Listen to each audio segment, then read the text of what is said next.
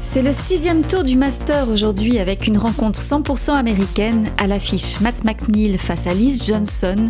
Liz, sur ses 3 derniers matchs, a fait des scores stratosphériques, 256, 254 et 263. Va-t-elle continuer sur sa lancée? C'est la question du jour.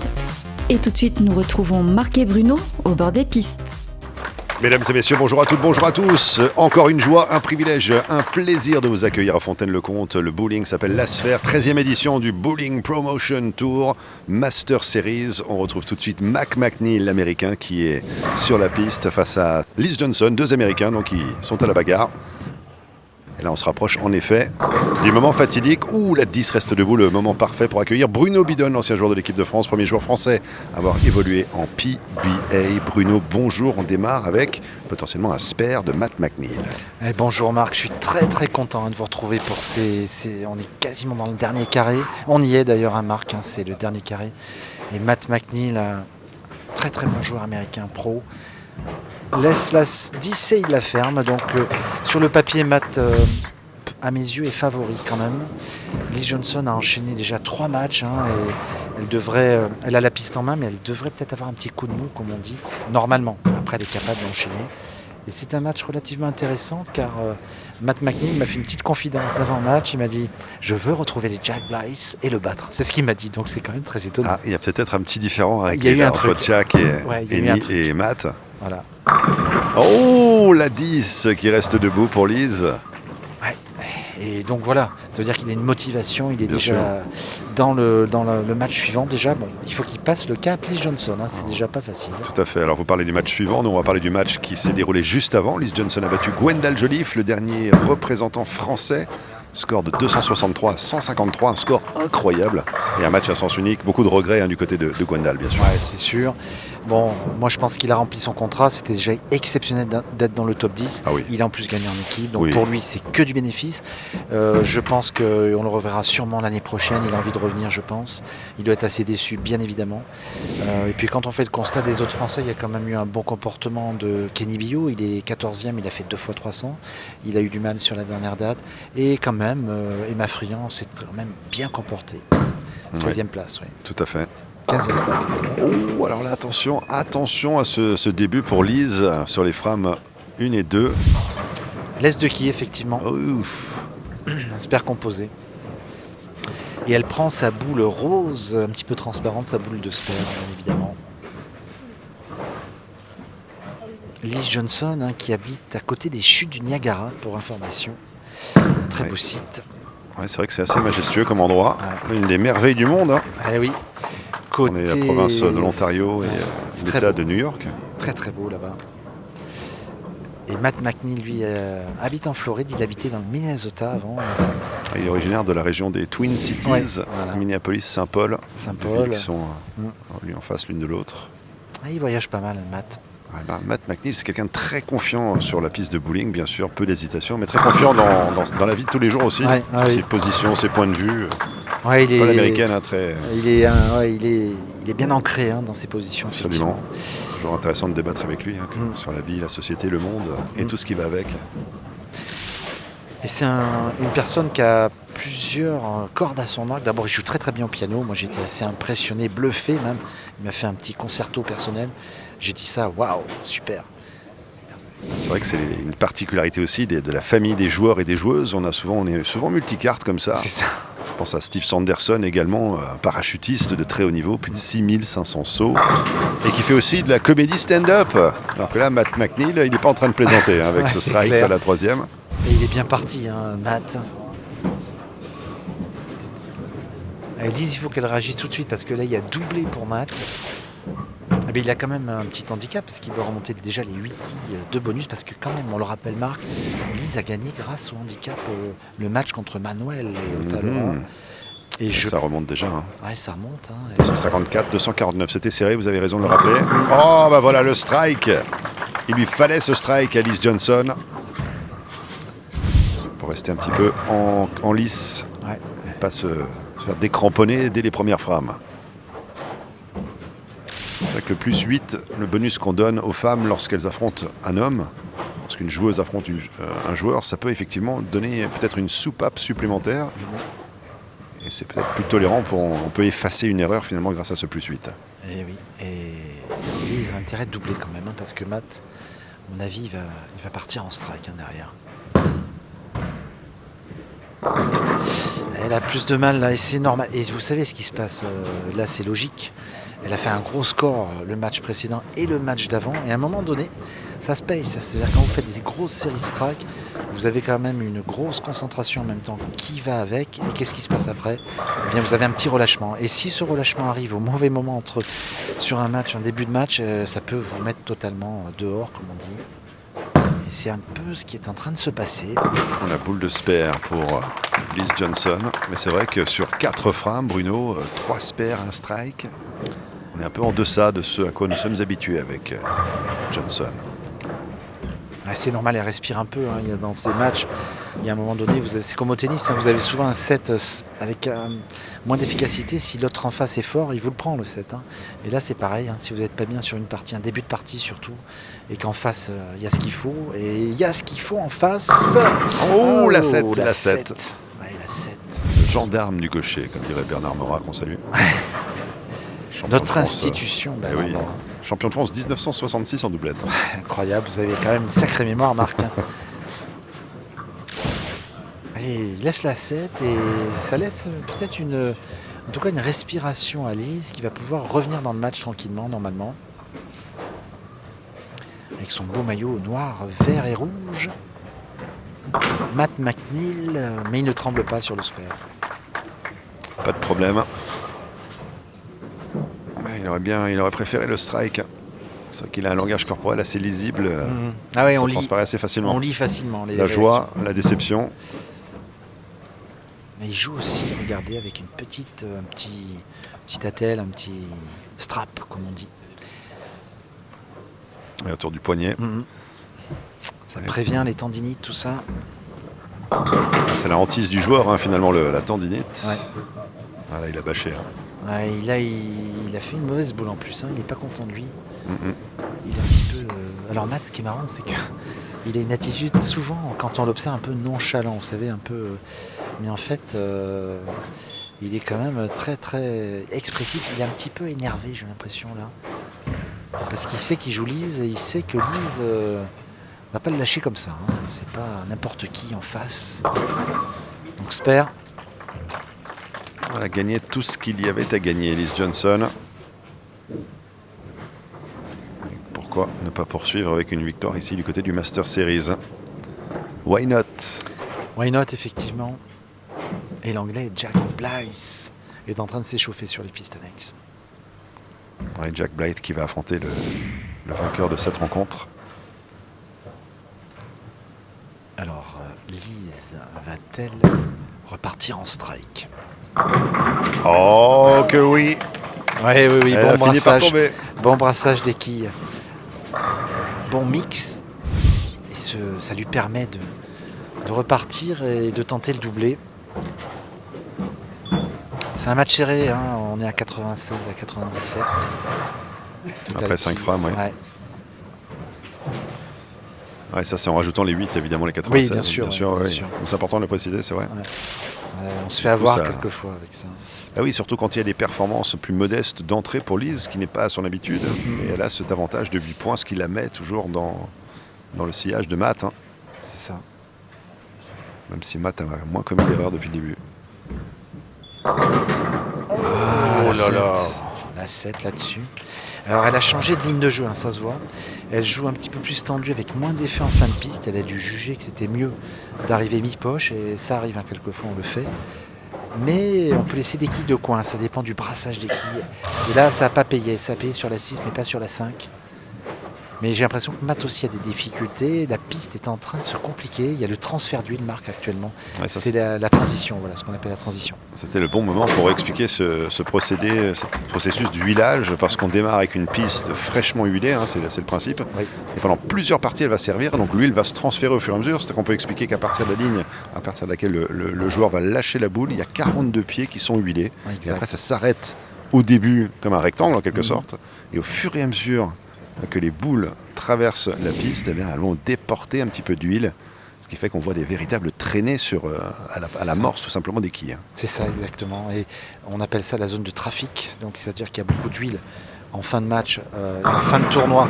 Bien joué Matt, strike plein d'autorité. En fait, ce qui se passe, c'est qu'il y a du transfert, et si vous analysez pas bien la zone du break où il faut aller chercher le sec, on appelle ça chercher le sec pour avoir plus de friction, et plus de friction est égal à plus de marge d'erreur. Et si vous arrivez à la bonne stratégie, au bon compromis, vous allez continuer à enchaîner. Par contre, si vous êtes dans la mauvaise zone, la boule a tendance un peu à flotter, on dit, et vous allez commencer à laisser des quilles de coin, avec un angle qui ne sera pas nécessaire. Vous allez voir là 10 pour les droitiers, là 7 pour les gauchers, et ça peut enchaîner sur des splits parce que les joueurs bougent, mais pas comme il faut. Donc là, Matt a fait un strike, va-t-il doubler? La question est sur la table, Marc. Oh, ça ne sera pas un doublé, ça sera un split. Et c'est un wash-out. Alors c'est une figure qui n'est pas facile à faire. Il faut jouer la poche des droitiers. Là, il faut qu'il arrive entre la poche 1-3 et que l'un ait cherché la quille 7. Et c'est pas facile à faire, Marc. Alors, qui va le tenter? Ça, on va voir tout de suite. Hein. Il prend une bull pearl. Alors, est-ce qu'il y a un risque s'il ne tente pas effectivement de le spare? Est-ce qu'il peut être dans une position difficile au niveau du score? Ah oui, là, s'il le fait pas, il n'est pas bien. Hein. Il va le tenter, je pense. Il va le tenter, je pense. Et il a tenté. Oui. Joli. Il est fort quand même. Il faut le sortir là, le coup. Hein. Il l'a sorti au moment où il en avait besoin également pour rester complètement dans la partie. 7e frame maintenant pour Liz Johnson. Ouais, c'est un match beaucoup plus haché que les matchs précédents. Il y a moins de séries de strike, mais ça joue à l'expérience là, parce que les pistes sont beaucoup plus dures à jouer, c'est normal. On est en fin de tournoi, on a beaucoup joué sur les pistes, le village a bougé. Et donc c'est tout à fait logiquement que la transition est là. Et il faut de l'expérience maintenant. Donc on va voir si Liz va bouger sa ligne de jeu. Je regarde ça. Ouais, elle a changé un petit peu la trajectoire. La boule finit un peu mieux. Ouais. Et strike, Marc. Et oui, un strike de plus pour Johnson. Ça bouge là sur la piste. C'est intéressant. Et ce qui est dur au bowling, vous voyez, pour les téléspectateurs qui nous suivent, on ne voit pas l'huile sur la piste. Et souvent, alors il y a de l'huile colorée aux États-Unis, ça c'est bien. Elle est bleue. Donc on voit les transferts d'huile. Ça c'est intéressant. Nous on l'a pas en Europe malheureusement. Et c'est plus dur à deviner les trajectoires et la zone de marge d'erreur plus importante d'un endroit ou à un autre. Et aujourd'hui, Liz a dû bouger et elle doit trouver impérativement la zone de friction la meilleure pour avoir le meilleur rendu possible. Alors, est-ce qu'elle va tenter ce doublé? Oh, elle l'obtient. Elle l'obtient, hein, elle a les crocs, hein, je peux vous le dire, parce qu'on voit que c'est moins facile à jouer. Hein. Je vois les réactions des quilles. Il y a moins de break au fond, les boules tournent un peu moins bien. Alors ce qui nous amène à la question suivante, combien de matchs est-ce qu'on peut disputer sans qu'on refasse l'huilage finalement? Et là on va être à la tolérance max, parce qu'on va être à 7 à 8 lignes, c'est la tolérance max. Et là on va être avec les boules d'essai de part et d'autre, il y aura 6 matchs, mais plus toutes les boules d'essai de tous les joueurs, on va être à 8. Ce qui veut dire que la finale normalement sera plus dure. Et Matt, voilà, qui en met un. Pas de problème, hein. On retrouve le plaisir du strike pour Matt McNeil. Alors Matt. À la Foundation Frame sur la 9e maintenant. Et c'est un match encore couteau. Hein. Oui. Un seul point d'écart maintenant. Oui. Mais il y a le doublé pour Liz. Il y a le doublé pour Liz, exactement. Il y a un petit avantage pour Liz. Tout va dépendre de la frame 9 hein, de Matt McNeil.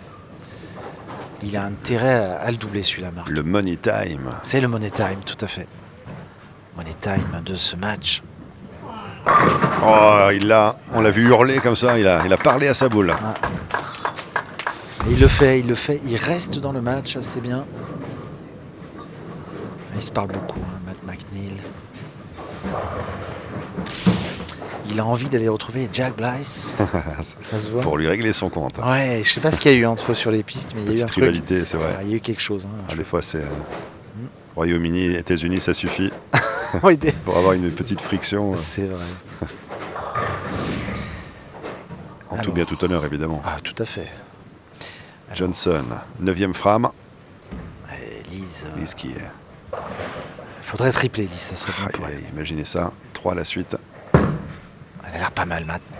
Elle a l'air pas mal. Elle a l'air pas Marc. mal, mais non. Elle avait l'air pas mal, je suis d'accord avec vous, mais malheureusement, 2 quilles sont restés debout et ça va pénaliser son entrée dans la 10. Ouais, oui, exact. Est-ce que là, elle n'a pas perdu le match à cause de ça? Ouais, à ce niveau-là, tout est possible, parce que Matt peut tripler. Et là, ce serait le drame. Ouais, on perdrait Liz Johnson, notre vedette féminine. Quoique, on a quand même Danielle McEwan Bien sûr, après, chez les femmes, on est qui est la nouvelle Liz Johnson, en fait, du jeu. pas encore tout à fait le palmarès, mais elle est en bonne voie. Le spare obtenu ici par Johnson sur la 9e frame. Et maintenant, la situation finalement va se débloquer ou être débloquée par la boule suivante. Certainement, on aura des indicatifs. Oui. Une indication en tous les cas par En tout rapport cas. à ce qu'on peut attendre pour Liz Johnson. Et puis Matt McNeil aura aussi de toute importance, une boule de toute importance. Ce sera la première de la 10e frame. Ouais, exact. Parce que là, je fais la probabilité score max. Liz Johnson, 216 scratch avec handicap, 224.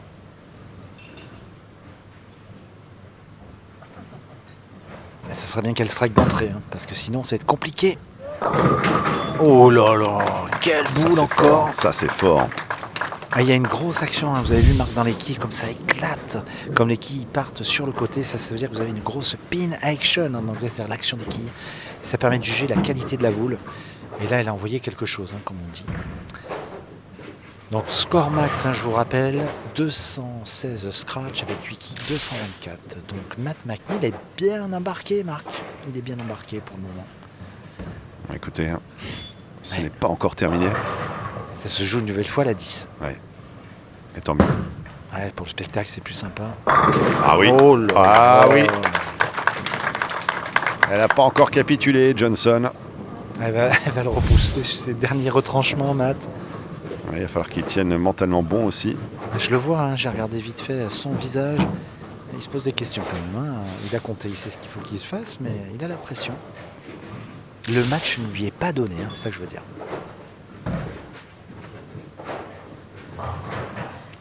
Ce n'est pas encore tout à fait la fin. Même si on s'en rapproche sacrément. Ouais. Allez, Lise. Ah oui. 3 à la suite pour finir. Et alors Elle finit très très bien son travail. Liz Johnson, 224. Et maintenant, Matt a le match en main, mais il ne faut pas qu'il fasse d'erreur. Il faut encore aller dépasser ces 224. Son score max est de 237, mais il va falloir qu'il ne fasse pas d'erreur sur cette frame numéro 10.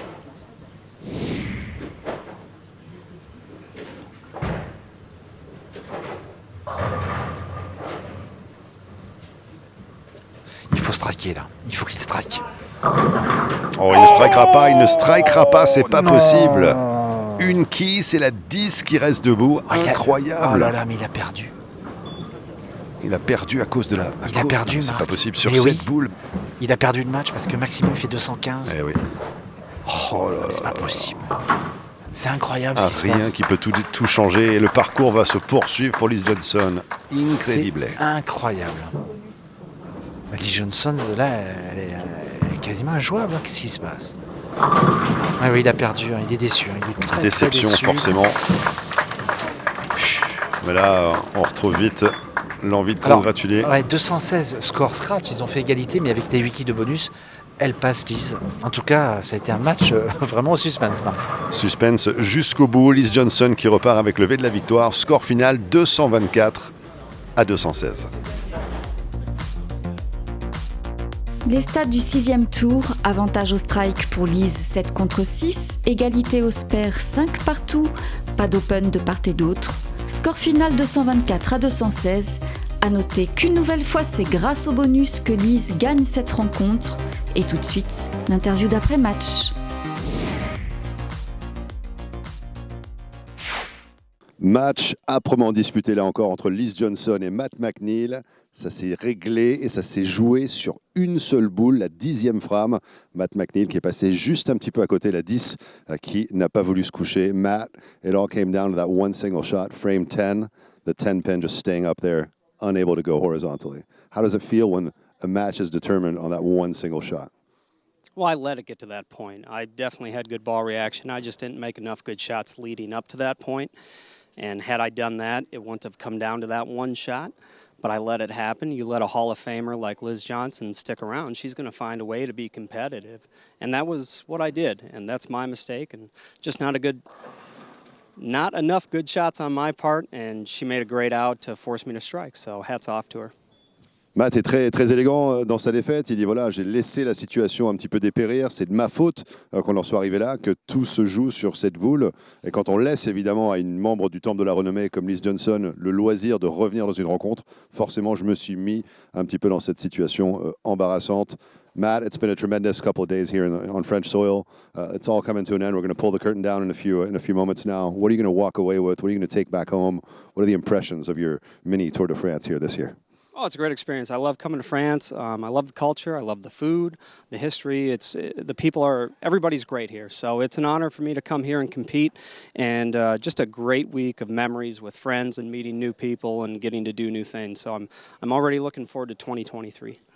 Matt nous dit c'était super, ça a été vraiment un plaisir, j'adore la France, j'aime la nourriture, la culture, les gens, et vraiment ça a été une super expérience et j'ai passé un bon moment avec des amis que j'avais déjà, puis d'autres que j'ai rencontrés sur cette belle tournée et j'ai hâte de revenir en l'an de grâce 2023. Matt McNeil, thank you so much.